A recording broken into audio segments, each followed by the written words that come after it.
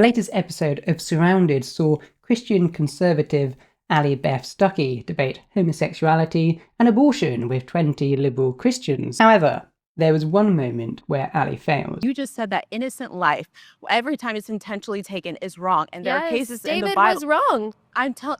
Yes, of I'm course not. He was. No. Of course he was wrong. I'm not saying that. I am saying that the result of David and Bathsheba's adultery, or coercion, because I mean he was a man in power, and the baby was killed. It says that God struck the child. They didn't do anything to deserve that, but it was what his father did, and so. It's wrong. I know, but it's wrong to kill innocent life. Don't you agree? This is what I get to. Because a lot of times Christians will say that two wrongs don't make a right. In that case, it kind of seems like that's what God did. What do you mean? I'm not taking an innocent life. David took an innocent life. But David was wrong in taking an innocent life. I understand David was wrong in taking an innocent life, but also God took the innocent life of his child. Now, there's a few things to sort out about what's going on here. First, the claim that God kills a baby? What's that about? And there's also the fact that Allie seemingly has no answer to this. And it seems to me that there are either one of two things going on here. Either Allie doesn't quite follow Angie's argument and misses the point, or there may in fact be a bit of gamesmanship here going on, in that she's aware that time is ticking down, so if she just repeats the same thing again and again, she won't have to address a part of the Bible that is clearly really challenging for Christians. But because I think that the challenge that was raised is so significant, it demands an answer, and we don't get that answer. So we're going to look at what the story actually says in the Bible about God killing a baby, look at what the implications of this story may be for the abortion debate, which is, of course, the context within which the story is being presented here. And then we're really going to get the milk from the coconut, because I'm going to suggest that actually this story challenges the whole of Christian morality. First of all, the story. Now, God is not a stranger to killing innocent children in the Bible. For instance, when he sends the flood to cleanse the entire earth of humanity, there must have been babies and pregnant women and children that also died. Children must have been ripped from the grasp of their parents before drowning. The Bible does portray God as being rather remorseful about this entire episode, and he sort of timidly puts forth a rainbow as a sign that actually he's not going to try that again. However, in the second book of Samuel, King David gets up to a bit of mischief. Succumbing to his lust, he commits adultery with Bathsheba, impregnating her and seeing about having her husband killed. God is seemingly perturbed by these events and sets about putting things right. But you see, God is a fan of intergenerational punishment.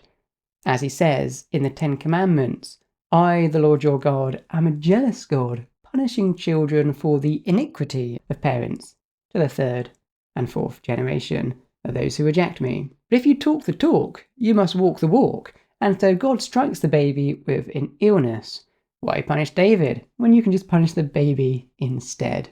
After 7 days, the baby finally dies. And so now Angie's point from the debate becomes clear. She's saying, okay, hang on. If abortion is wrong, what about God murdering an innocent baby?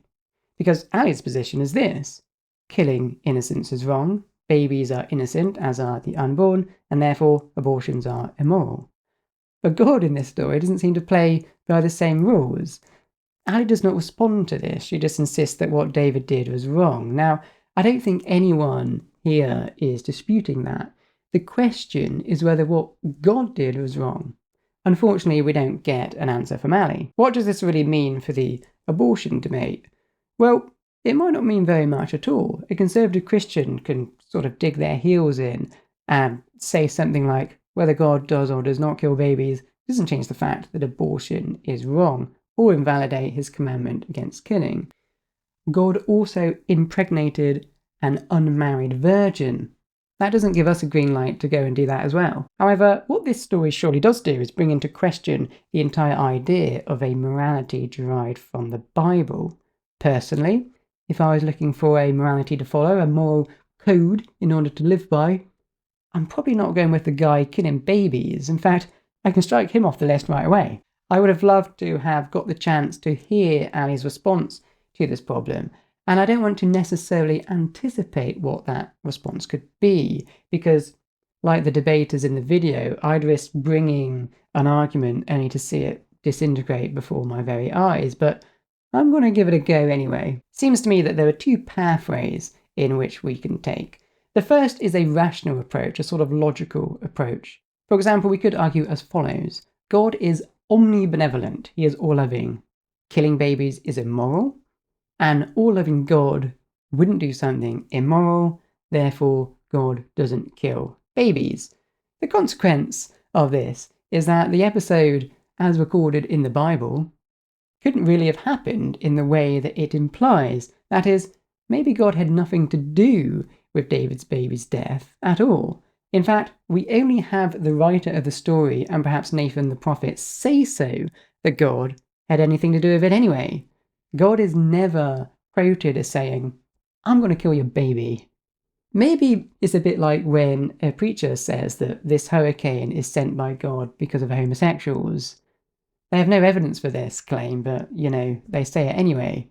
Maybe the writer of the Bible is doing the same thing retrospectively to try and make sense of why the king of Israel's baby died. Their way of explaining it is as recompense for the immoral actions that David performed, and interprets God as meting out this punishment. However, this seems like an unattractive avenue for a conservative Christian to explore, because then we have to admit that the Bible is not scripturally infallible. Personally, I don't think that's a problem. I think it's important to emphasize that you do not need stories to be historically true in order to reveal theological truths. That Jesus taught with parables proves this point. He didn't use historical facts, but fictional stories to reveal a whole load of what Christians would consider theological truths. So maybe God never killed David's baby, and it's just a story. What that supposedly reveals about God's nature, I'm not going to speculate. But if we can't escape the idea that this interpretation of Scripture threatens the authority of the Bible, the only alternative is to accept that God really did kill the baby. Yet that lands us in a deeper problem. How can we worship a God who kills babies? If we admit that God does this, it challenges the very idea of grounding morality in the Bible. So, how might a Christian respond? It seems to me there are two main routes a conservative Christian could take. A sort of intuitionist route and a divine command route. If that sounds a bit confusing, I'm really simplifying things here, so you don't need to worry. If we think, as some Christians do, that God has imbued us with a sense of morality, we have a moral intuition, a conscience, a moral compass that points us in the right direction, morally speaking, whether we're Christian or not. This is the sort of position that C.S. Lewis argues for at the beginning of Mere Christianity. It's an argument that takes both from natural law theory and moral intuitionism. This is a very brief summary, so I'm conflating the two a little bit.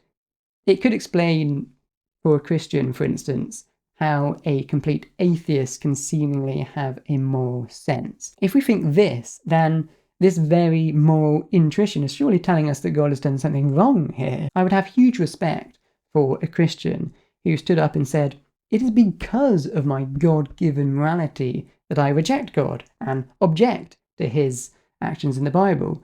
For God has built morality into our nature. Surely when he acts contrary to that nature, he acts immorally. This interpretation of Christian morality, therefore, is made problematic by this very story.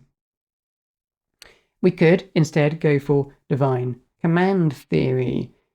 In other words, whatever God says goes.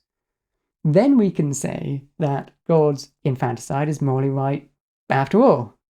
The problems with this position are well known. It creates an arbitrary morality. God can say that killing babies is wrong for us, but it's not wrong for him in moments when he says he can do it.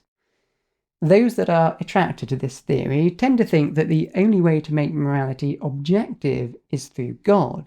To have laws, you need a lawgiver.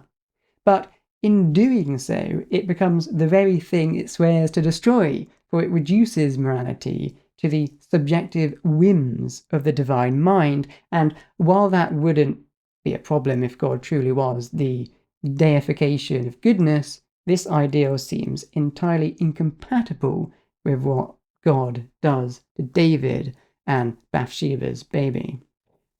So what was the point of this video? So it doesn't matter what the Bible says about abortion, I think is the point, because God's killing of infants undermines its validity as a source of morality anyway. Those are my thoughts. Check out my website. I made a course on Aquinas' ethics, and I don't talk about killing babies, but I do talk about killing heretics, which is pretty good. Check it out if you're interested. Thank you for watching.